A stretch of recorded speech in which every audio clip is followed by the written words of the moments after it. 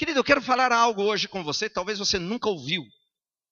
Não por esse prisma, não por essa porção da palavra de Deus. Então que Deus me dê graça para passar para você daquilo que eu ouvi, daquilo que eu recebi da parte do Senhor, daquilo que Deus tem edificado no meu espírito, e que tem sido tremendo na minha vida, e eu quero compartilhar com você. Eu quero falar com você sobre ouvir com o coração. Essa semana inteira nós passamos ouvindo a palavra de Deus, proclamando a palavra de Deus. E alguns ouviram essa palavra com o coração. E essa palavra, quando você recebe no seu coração, ouve ela com o seu coração, ela é poderosa para trazer fruto, até mesmo 100 por 1 na sua vida. Amém? Queridos, Mateus no capítulo 13, Jesus nos conta uma parábola. A famosa parábola do semeador. E Jesus, ele usa de parábolas. E parábolas não são ilustrações. Ilustrações são meios que Jesus usava para trabalhar algum ensino. Por exemplo, aquele que ouve as minhas palavras e as pratica é semelhante àquele que constrói a casa sobre a rocha. Isso é uma ilustração. Parábola, ela tem um outro cunho. Parábola tem o propósito de anunciar coisas celestiais, que muitas vezes são incompreensíveis para a mente humana, e usar de um meio, de uma comunicação, para fazer você entender. Então a parábola, por trás de uma parábola, sempre tem uma grande revelação a respeito do reino dos céus. Tanto que Jesus diz assim, o reino dos céus é semelhante a... Aí ele conta uma parábola. O reino dos céus é semelhante a... E ele conta outra parábola. É uma forma de revelar a grandeza do reino dos céus. E aqui em Mateus 13, nós temos Jesus contando uma parábola. Agora, antes de eu entrar em Mateus 13, e vamos ler algumas porções desse capítulo, nós temos que entender o que houve no capítulo 12, Mateus 12. Em Mateus 12, Jesus, ele estava sendo rejeitado pelos judeus, pelos fariseus. Em Mateus no capítulo 12, toda a liderança da igreja, da religião dos judeus, haviam se reunido e estavam questionando Jesus.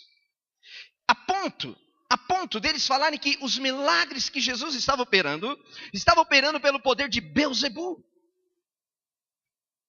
E Jesus diz, olha, vocês não sabem o que estão dizendo. Vocês de mim, vocês podem falar o que vocês quiserem. E todo pecado do homem será perdoado. Mas quando vocês blasfemarem contra o Espírito Santo, isso não tem perdão. Não tem perdão. E Jesus, ele se volta para aqueles líderes religiosos que estavam dizendo que os milagres que estavam acontecendo era pelo poder de Beelzebul. Eles estavam dizendo, o Espírito Santo não tem poder. Os dons, os milagres, são ativados pelo poder do Espírito Santo. E Jesus começa a ser acusado dessas pessoas. E nós temos ali a ação daqueles líderes religiosos, voluntariamente, propositalmente, eles dizem, você não é o Messias. Nós não cremos em você. Nós não recebemos o que vem da tua parte. Nós não acreditamos nas suas palavras. Nós não acreditamos no poder que flui de você. Tanto que nós achamos que tudo isso é coisa do diabo. É coisa de Beelzebul. Capítulo 12, Jesus tem esse confronto com essa liderança.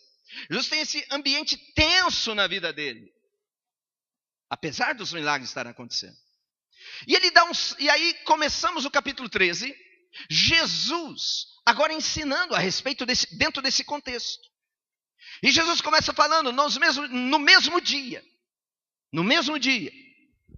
tendo Jesus saído de casa, sentou-se à beira do mar. Pode ir passando.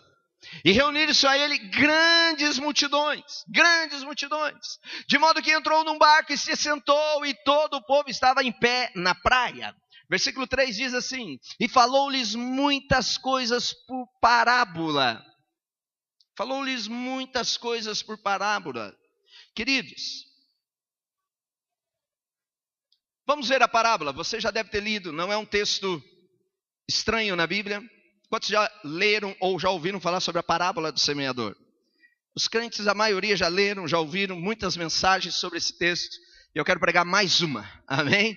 Rapidamente, nosso tempo é curto. Eis que o semeador saiu a semear.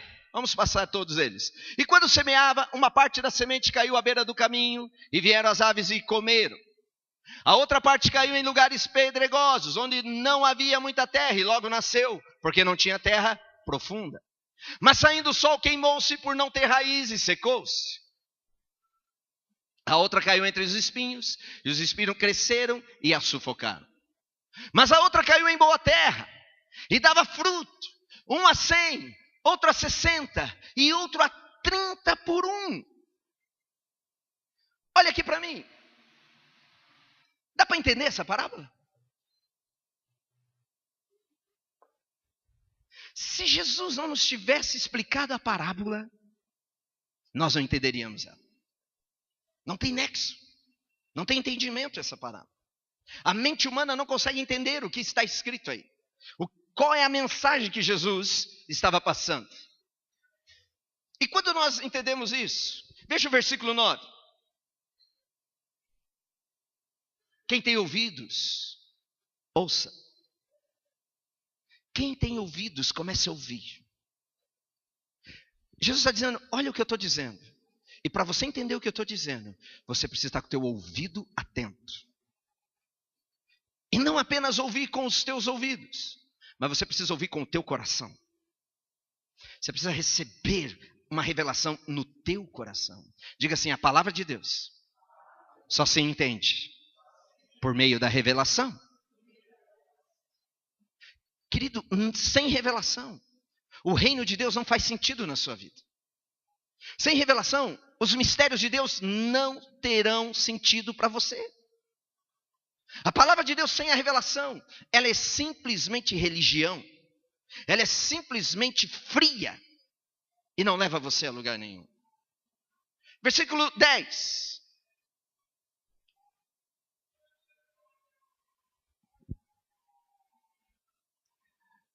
E chegando-se a ele, os discípulos perguntaram-lhe, por que falas por parábola? Veja o 11. Respondeu-lhe Jesus, porque a vós é dado conhecer os mistérios, mas a eles não é dado. Olha que tremendo. Jesus falou da parábola e ninguém entendeu a parábola. Não houve revelação, não houve entendimento do que estava sendo dito. E os discípulos vieram para ele e falaram, por que você fala por parábola, rapaz? E ele diz para os discípulos que se aproximaram dele, a vocês é dado conhecer mistérios do reino dos céus. A vocês que não me rejeitaram, a vocês que não me tratam como Beelzebu, a vocês que me têm como Salvador, a vocês que me têm como Messias, a vocês que entendem quem sou eu, a vocês os mistérios do reino dos céus é revelado. Para você que me segue, para você que chega perto de mim, eu vou revelar os mistérios do reino de Deus a você. Mas para você que não me entende, para você que não se dedica, para você que não se aproxima, você que não ouve com o teu ouvido, que não crê com o teu coração, você não entende.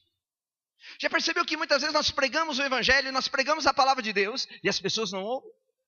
Muitas vezes você está num templo como esse, a palavra é pregada todas as semanas e as pessoas não ouvem. Por quê? Porque os mistérios do reino dos céus é dado a conhecer àqueles que se aproximam, aqueles que se achegam, aqueles que se dedicam mais, aqueles que aproximam-se mais. Queridos, olha o versículo em diante. Pois o que tem, dar-se-lhe-á e terá em abundância. Mas o que não tem, até aquilo que tem, lhe será tirado. O que Jesus está dizendo? Jesus está dizendo, se você não ouvir com o ouvido, se você não ouvir com o teu coração, você perde tudo que Deus tem para você.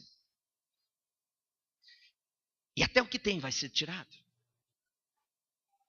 Uma das perguntas que eu tenho feito para Deus, algumas pessoas na igreja estão caminhando na igreja há tanto tempo, estão caminhando no reino de Deus há tanto tempo, e você não vê o acréscimo, você não vê um crescimento, você não vê um rompimento na vida delas.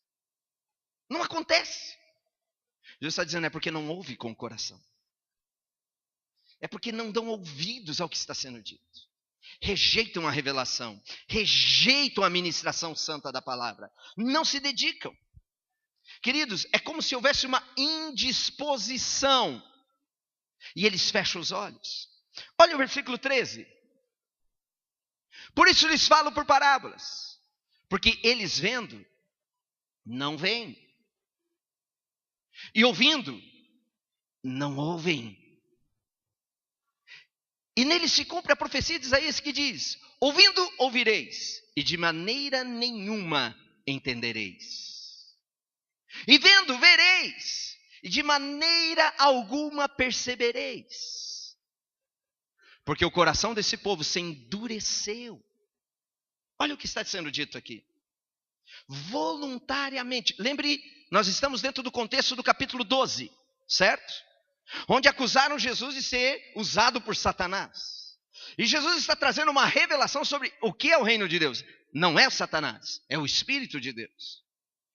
E aquele povo, segundo Jesus, decididamente, voluntariamente, eles disseram: nós não cremos, nós não queremos entender, nós não queremos nos dedicar em te ouvir, nós não queremos quebrantar o nosso coração para receber.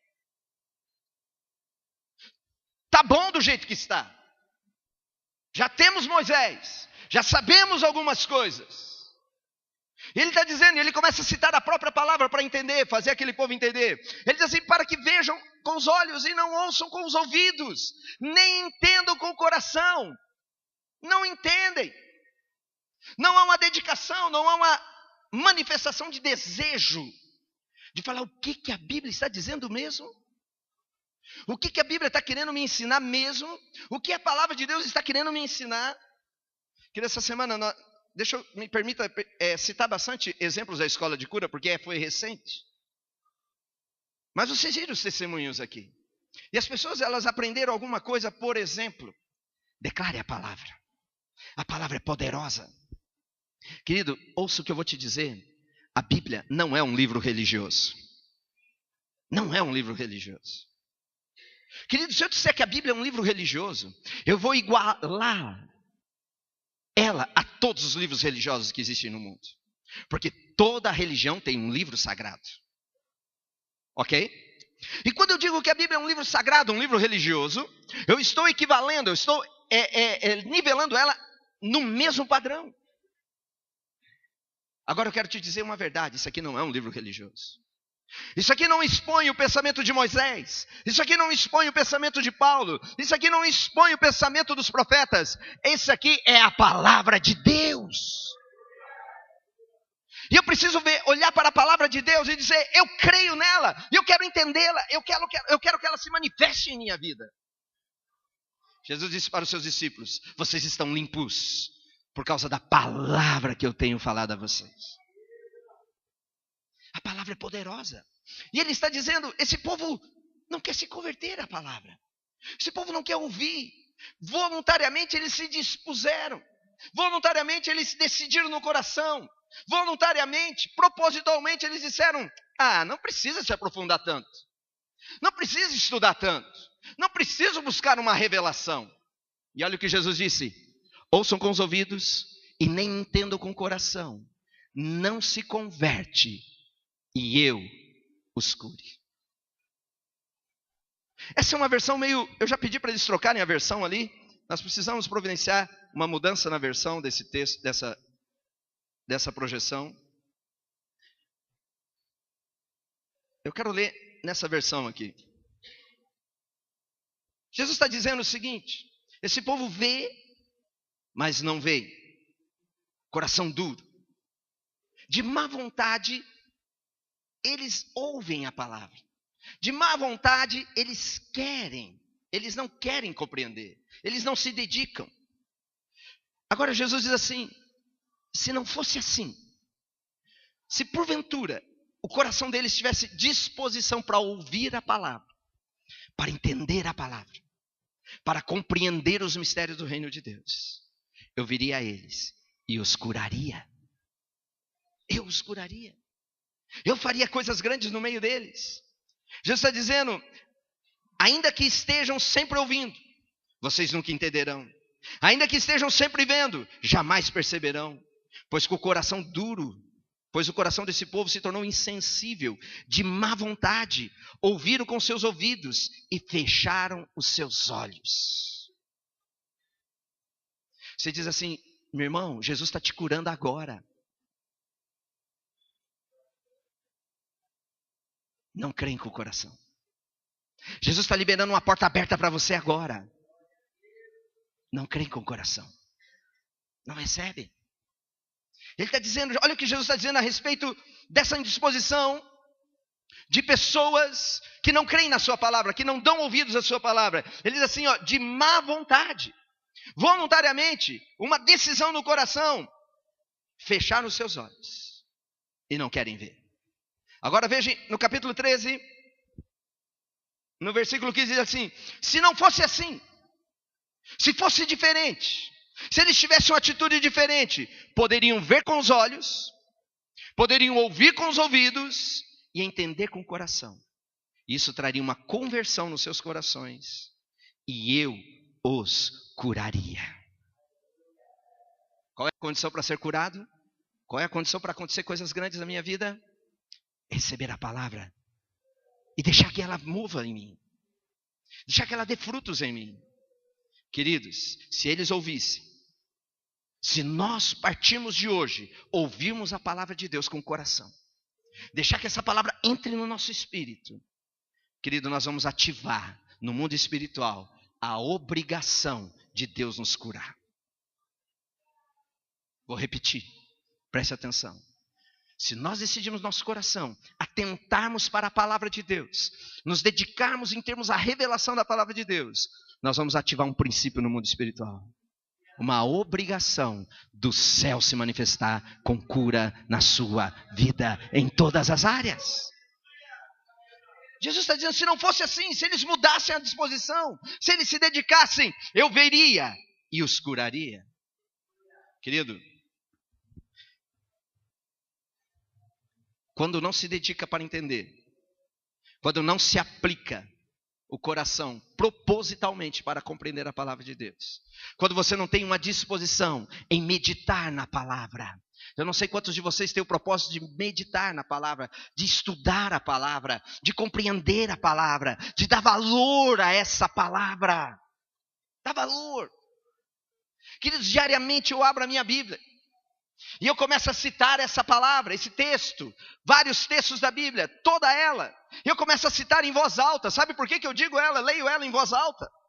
Se você passar perto do meu escritório, do ambiente que eu estou, no meu momento devocional, você fala, para quem que o Kelso está falando? Sabe para quem que o Kelso está falando? Estou falando para mim mesmo, porque eu quero ouvir a palavra de Deus. Eu quero me dedicar à palavra de Deus. Eu me debruço em cima dela, sabe por quê? Porque se eu tiver uma revelação, o Senhor muda a minha história. A palavra de Deus traz a cura para a minha vida. Querido, dê valor. Olha para o teu irmão ao lado, diga para ele, dê valor. Dê valor. Olha, capítulo 13, versículo 23. Desculpe, o 13, 19. 13, 19. A todo que ouve a palavra do reino. Qual é a palavra da onde? Palavra da onde? Não é a palavra da Bíblia, da religião dos crentes? Qual que é a palavra? A palavra do reino. Querido, você não tem um livro religioso em casa. Você tem as palavras do reino. Amém? Em qual reino você está? Qual reino você está? Reino de Deus. E você precisa ouvir as palavras do reino. Olha só, a todo que ouve a palavra do reino e não o quê? Entende. Você tem entendido a palavra do reino? Você tem que entender a palavra do reino. Porque se você não entende, o que acontece? Vem o maligno e arrebata o que lhe foi semeado no coração.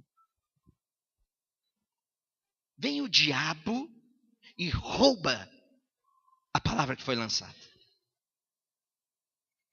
Nós sabemos que o diabo é ladrão, sabemos ou não? O diabo rouba. Agora olha aqui para mim. O diabo não rouba nada que te pertence. Sabe o que o diabo sabe roubar? a palavra que você não entende. É isso que o diabo rouba. Sabe por que você tem prejuízos na saúde, nas finanças, na família, em todas as outras coisas? O diabo tocou na minha saúde, o diabo tocou no meu carro. Não, a Bíblia não diz isso. A Bíblia diz que o diabo toca na palavra que você não entende, ele rouba a palavra. E se ele rouba a tua revelação, você não é tocado por Deus. Jesus disse, não é de pão que vive o homem, não é do quê? Não é do quê? Jesus disse, não é de pão que o homem se sustenta, mas o homem é sustentado pela palavra. O quanto o teu coração está cheio da palavra de Deus. O quanto? O quanto a palavra de Deus está mudando e transformando a sua mente. Quando você não entende o reino de Deus, quando você não entende as leis do reino de Deus, o diabo está roubando você. Pastor, mas eu repreendi o diabo e ele vai sair. Querido, se você não tiver a revelação, você não tem poder contra os roubos de Satanás. Pastor, mas minha família, meu filho está desviado, não está na igreja. O diabo não está roubando o teu filho. O diabo está roubando a revelação da palavra no teu espírito. E você não crê, porque o que gera a fé vem pelo... Ouvir o quê? A palavra que gera a fé. Querido, às vezes eu sinto que eu estou em opressão. Já sentiu opressão na sua vida alguma vez? Às vezes quando eu sinto opressão, eu aprendi com o Espírito Santo. Porque eu começava a batalhar. Eu começava a dizer, sai diabo, sai daqui, sai dali. O Espírito Santo falou uma vez para mim, você está sem fé. A tua fé está fraca. E hoje, quando eu estou em opressão, sabe o que eu percebo? Eu preciso subir meu nível de fé. Eu preciso crescer em fé. Porque a vitória já é minha. Eu já tenho autoridade sobre todas as coisas. Mas o que me falta é ousadia em fé para repreender, para enfrentar, para confrontar as trevas que vêm contra mim. E eu aprendi, sabe o quê? Que a palavra de Deus alimenta a minha fé. Em vez de eu ficar chorando, em vez de ficar me lamentando, eu abro a Bíblia e começo a citar a palavra de Deus para meu espírito. E de repente, querido, sabe o que acontece? Eu me sinto como um gigante crescendo. Como um gigante. A palavra não pode ser roubada. Olha para o teu irmão lá, diga para ele, não deixe a palavra ser roubada. Quantos estão entendendo? Estou pregando para alguém aí? Amém? Querido, você precisa amar a palavra de Deus. Se você não ouvir a palavra, se você não ouvir com o teu coração a palavra, ela não vai mudar a sua vida. Deixa eu citar uma ilustração, ok? Deixa eu só tirar um exemplo do que a palavra de Deus tem para nos ensinar e fazer em nossas vidas, amém? Compreenderam até aí? Tem que ouvir com o coração, amém? Queridos, Salmo 110, versículo 4, ele diz assim, está aí? Salmo 110, 4.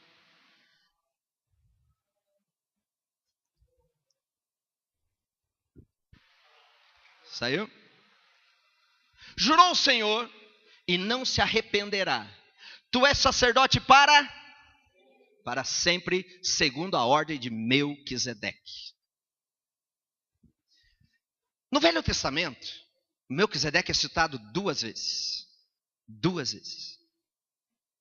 No Novo Testamento, diferente do Velho, ele é citado por 9 vezes. 9 vezes.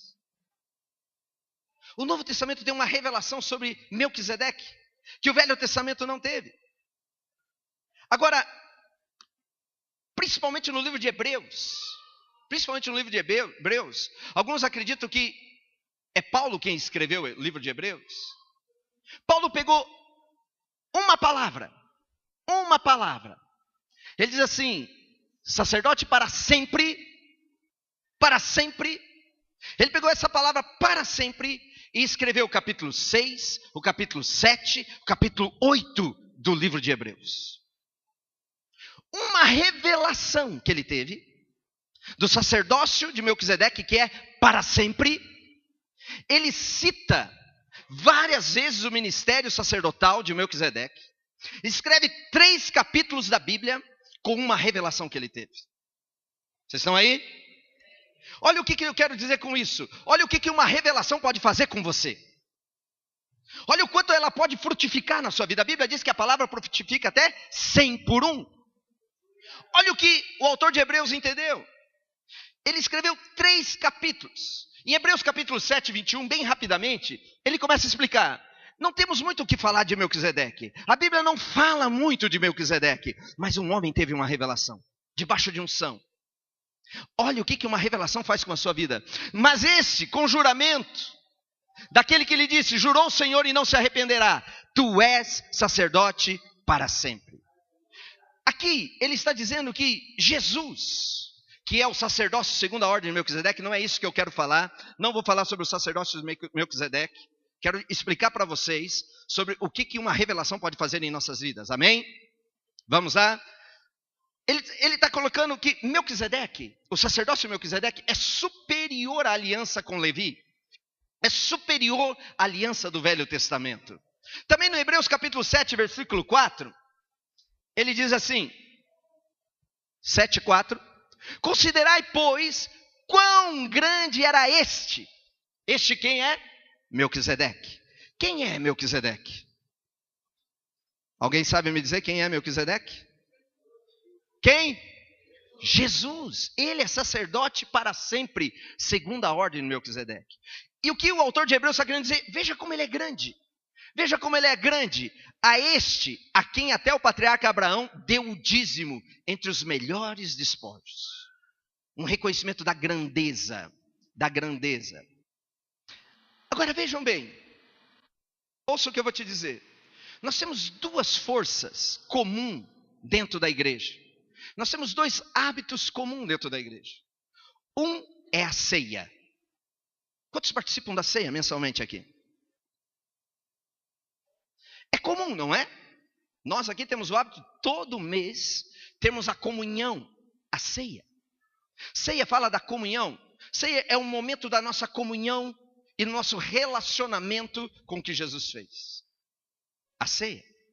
Agora, veja também um outro hábito comum que nós temos. Dízimos. Amém?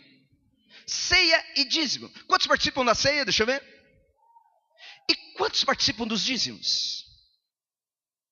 Perceba que os 2 fundamentos são reais na vida da igreja. São comuns. E quando nós falamos de ceia, nós já vencemos o conceito de ceia. E nós entendemos que a ceia fala da comunhão. A pão e vinho fala de comunhão. Fala de reconhecimento. Fala de entender o que Jesus fez por nós. E quando a Bíblia fala de Melquisedeque, em Gênesis 14, por gentileza, ele cita essas 2 coisas. Presta atenção. Ora, Melquisedeque, rei de Salém. Salém é a mesma palavra Shalom. Diga Shalom. Shalom significa paz, riqueza, saúde, prosperidade, vitória. Amém? Ele está dizendo que esse Melquisedeque era o rei da paz, da riqueza, da saúde, da prosperidade. Quem é esse rei? Quem é esse rei? Ele está dizendo que Melquisedeque era o rei de Salém. Trouxe pão e vinho. Quem é que trouxe pão e vinho? Jesus trouxe pão e vinho. Pois era sacerdote do Deus Altíssimo. Veja o versículo 19. E abençoou Abraão. Trouxe uma bênção para Abraão, dizendo, bendito seja Abraão, pelo Deus Altíssimo e Criador dos céus e da terra. Versículo 20.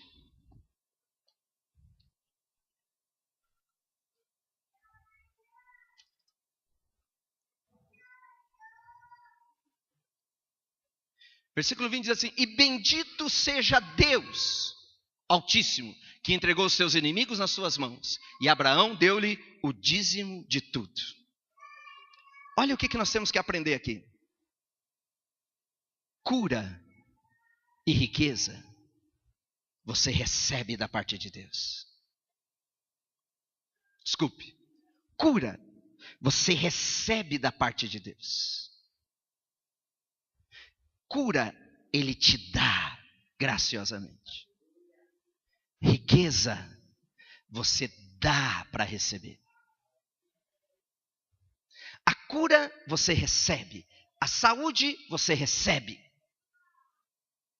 A riqueza, você tem que dar para receber. O que você está querendo dizer, Kelsey? A ceia. Quando eu participo da ceia, eu estou declarando, entendendo, que Jesus morreu no meu lugar. Lembra que Jesus disse? Esse é o meu corpo que é dado por vós. Esse é o sangue da minha aliança, da nova aliança que eu derramo em favor de vós. Assim eu estou proclamando que Jesus morreu e eu tenho saúde em Jesus. Ele me cura. Todas as vezes que você participar da ceia, queridos, você tem que entender o que é o corpo de Cristo. Você tem que entender o que o sangue de Jesus está dizendo para você. E Jesus disse isso, faça sempre com um memorial na sua vida. Paulo, não temos muito tempo para citar esses textos, mas Paulo diz assim, sabe por que tem muitos doentes? Sabe por que tem muitos fracos? E sabe por que tem muitos que morrem em nosso meio? Você sabe por que essas respostas? Por que ficam fracos? Por que ficam doentes? E por que morrem? Sabe por quê? Porque não discernem o corpo de Cristo. Não tem a revelação, não ouve com o coração. Todas as vezes que eu participo da ceia, eu estou declarando, Jesus morreu no meu lugar. Levou os meus pecados, levou todas as minhas maldições, levou todas as minhas dores, levou todas as minhas culpas, levou todas as minhas enfermidades. Ele levou no seu corpo.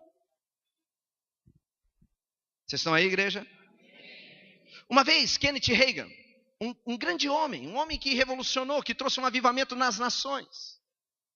Ele teve uma visão, ele estava orando e teve uma visão.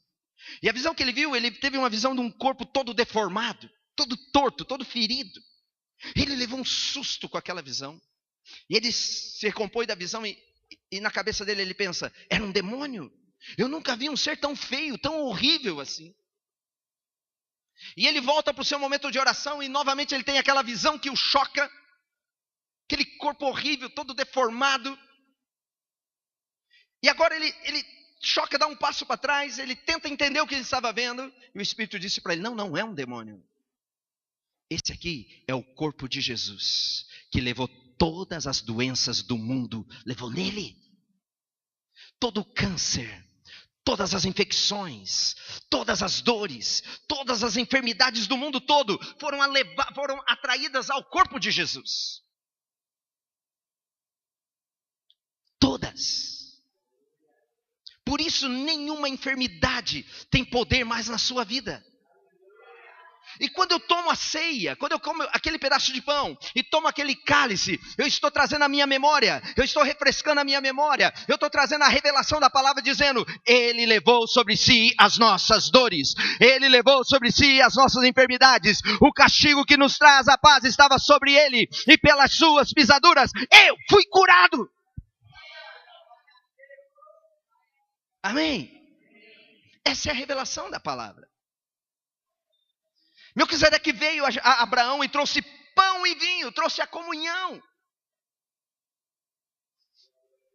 Trouxe o sacrifício de Jesus para ele. Alguns pensam que participar da ceia é confirmação de que ele é membro da igreja. Ou alguns não participam da ceia porque estão cheios de pecado. Olha aqui para mim. Você precisa participar da ceia não para ser membro de igreja. E você não é privado de participar da ceia porque você tem pecado. Pelo contrário, você participa da ceia para ficar livre dos teus pecados. E discernir o corpo de Cristo. A saúde, querido, eu recebo. Diga, eu recebo. Por causa da palavra que está no meu coração. A revelação da palavra do sacrifício de Jesus. Agora nós temos uma ação de Abraão mediante a visitação de Melquisedeque na vida dele. E Melquisedeque abençoou Abraão. E Melquisedeque abençoou Deus. Disse, bendito seja Abraão e bendito seja Deus. No sacerdócio levítico havia bênção e havia maldições, lembram? No sacerdócio levítico, haviam duas colunas, a coluna da bênção e a coluna da maldição. No sacerdócio de Melquisedeque, só tem a coluna da bênção. Não tem maldição, porque Jesus levou as maldições. Querido, a ceia é muito comum nós entrarmos em consenso. Todas as denominações espalhadas no mundo inteiro participam da ceia. E todos os cristãos, na sua maioria absoluta, participam da ceia. Agora, e os dízimos? Por que nós temos tanta dificuldade com os dízimos? Por que nós entendemos dízimo da maneira mais errada possível? Porque nós endurecemos o nosso coração e não nos dedicamos a entender essa verdade. E o diabo está roubando de você. O diabo está roubando. Queridos, o dízimo precisa se tornar comum a nós, como a ceia. Por quê? Queridos, porque saúde vem se você receber. A saúde vem se você olhar para a cruz de Jesus, se você olhar para o sacrifício de Jesus, e você disser, foi em meu lugar que ele fez aquilo, você recebe a tua saúde. Mas a riqueza e a prosperidade, ela vem se você dá. Dá. Sabe por que o diabo está roubando você? Porque você não tem a revelação da palavra. E você não entendeu sobre dízimos ainda. Você não entendeu sobre ceia ainda. Sabe por que tem muitos doentes, muitos que se cansam e muitos que morrem? Porque não entenderam o sacrifício de Jesus, a comunhão que temos todos os meses aqui. Sabe por que muitos pobres, muitos falidos, muitos com dívidas impagáveis, muitos enforcados, financeiramente falando, porque não entenderam o princípio que há em Jesus. Queridos, preste atenção e eu vou encerrar. Hebreus capítulo 7, versículo 8, diz assim. Aqui, olha só, aqui, ele está fazendo alusão de dois sacerdotes. O Levítico e o sacerdote de Melquisedeque. Levítico é da ordem de Moisés. Melquisedeque é da ordem de Jesus. Em qual sacerdócio você está? Quem é o teu sacerdote, querido? Vocês já aprenderam isso ou não? Olha o teu irmão ao lado, diga para ele, eu tenho um sumo sacerdote. Jesus Cristo. Amém? Receba ele como teu sumo sacerdote. Aqui certamente recebem dízimos homens que morrem. Ele está falando da ordem de Levi, onde as pessoas traziam os dízimos no templo. E ele está dizendo, esses sacerdotes que recebiam os dízimos do templo, são homens que morrem. São homens falíveis. São homens cheios de debilidades. São homens cheios de falhas. São homens limitados na sua vida. Ali, porém, Melquisedeque, Jesus, os recebe aquele de quem se testifica que vive. Que vive. Preste atenção. Mudou o sacerdote. Tinha o sacerdote de Levi, e agora na nova aliança nós temos um sacerdote que é Jesus. Mudou o sacerdote, mas não mudou o princípio dos dízimos. Mudou o sacerdote, mudou o sacerdócio, mudou a forma, mas não mudou o princípio. No Antigo Testamento eles traziam os dízimos para quem morre, para aquele que era falido, aquele que não tinha poder de abençoar. Mas no Novo Testamento traz o dízimo aquele que vive para sempre. Agora veja a revelação da palavra de Deus. Quando você dizima, você está proclamando que Jesus está vivo e reina para todo sempre. Vocês estão aí, igreja? Quando eu dizimo, quando eu faço parte da comunhão, quando eu faço parte da ceia, eu estou proclamando, Jesus morreu e levou todas as maldições. Quando eu dizimo, eu estou proclamando, Ele vive e reina para todo sempre. Querido, ouça aqui, olhe para mim. Se Jesus está morto, se Jesus não ressuscitou, a fé de nada vale. Não tem fé, não precisa ter fé. Agora, se Ele ressuscitou, Ele está vivo, Ele muda toda a minha história. E sabe por que eu dizimo? Quando eu dizimo, pode voltar no versículo 8.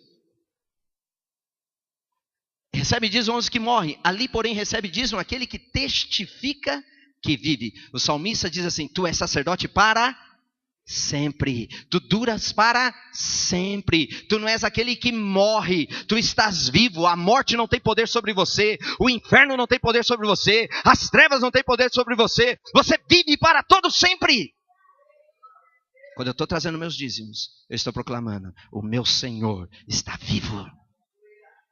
E se Ele está vivo, sabe o que acontece? A vida dele flui em você. Quando eu participo da comunhão, eu estou dizendo: eu tenho saúde em Cristo. Quando eu dizimo, eu estou dizendo: o meu Redentor vive e para sempre Ele vive em mim. A saúde eu recebo, ela vem quando eu recebo. Mas a riqueza, querido, ela vem quando você entrega os seus dízimos. Ouça, dízimo não é para fazer você rico. Dízimo não é condição para você ser rico. Dízimo é a proclamação de que o teu Senhor está vivo. Querido, não quero confrontar nenhuma religião. Respeito as religiões, ok? Agora deixa eu fazer uma pergunta para você. Aonde está Maomé? Está vivo ou está morto? Está vivo ou está morto? Está na dúvida? Ele está morto, querido. Historicamente, fisicamente, cientificamente, proclama que Maomé está morto. Buda, está vivo ou está morto? Kardec, está vivo ou está morto? Krishna, está vivo ou está morto? E Jesus?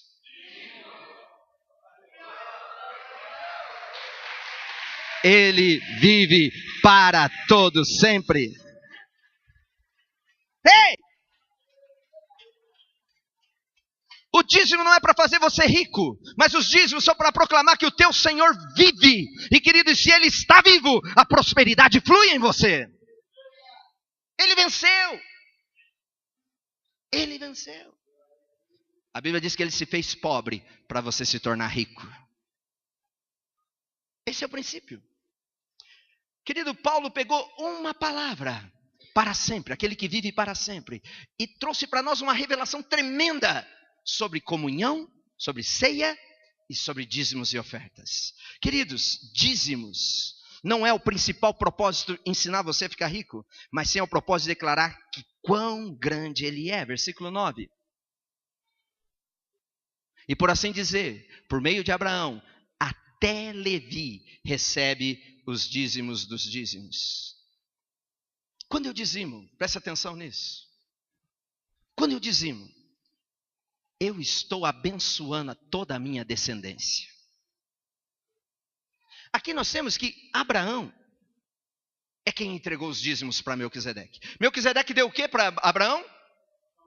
Pão e vinho, saúde, o corpo de Cristo que morreu e levou todos os males. O que Abraão deu para Melquisedeque? Reconhecendo que ele é vivo para todo sempre. Vivo para todo sempre. E quando Abraão deu os dízimos, ele disse que até Levi. Levi, quem é Levi? Levi é filho de Abraão. Agora, olha aqui para mim. Você olha filhos. Deus olha gerações. Deus tem uma mentalidade de gerações. Quando Abraão entregou seus dízimos, ele teve um filho chamado Isaac. Isaac teve um filho chamado Jacó. E Jacó teve um filho chamado Levi. Abraão deu dízimo, Isaac, Jacó e Levi, primeira, segunda, terceira e quarta geração foram abençoadas pelo dízimo que Abraão entregou. Quando eu dizimo, eu estou proclamando que Jesus é vivo por todas as minhas descendências. Queridos, eu percebo nitidamente que eu colho hoje, eu colho o favor de Deus, eu colho prosperidade, porque minha mãe é uma das mais radicais em dízimos e ofertas que eu conheço. Ela dizima e eu colho. Abraão dizimou, Levi recebeu. Se você dizima, a Bíblia diz que a prosperidade flui em você e flui sobre toda a tua descendência. Olha o que a palavra de Deus pode fazer em nossas vidas. Sabe por que você ainda não entendeu dízimos? Sabe por que você ainda não entendeu a comunhão, a ceia? Porque, queridos, nós precisamos nos dedicar à palavra de Deus.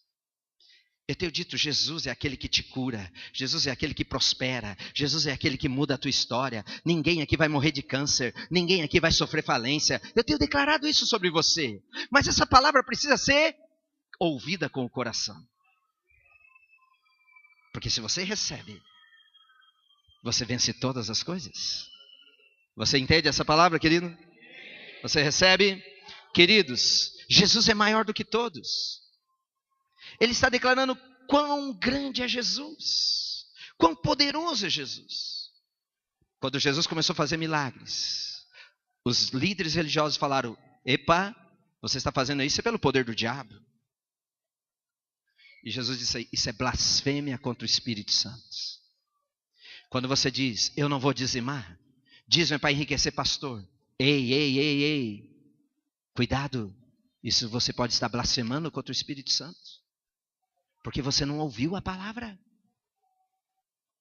Você não ouviu a palavra. Quando você diz: esse câncer vai me matar, ei, cuidado, você pode estar blasfemando contra o Espírito Santo, porque você não ouviu a palavra. Cuidado. Tem que ouvir com o coração, ver com os olhos, se converter à palavra, para que Ele venha e te cure. 100 por 1, queridos.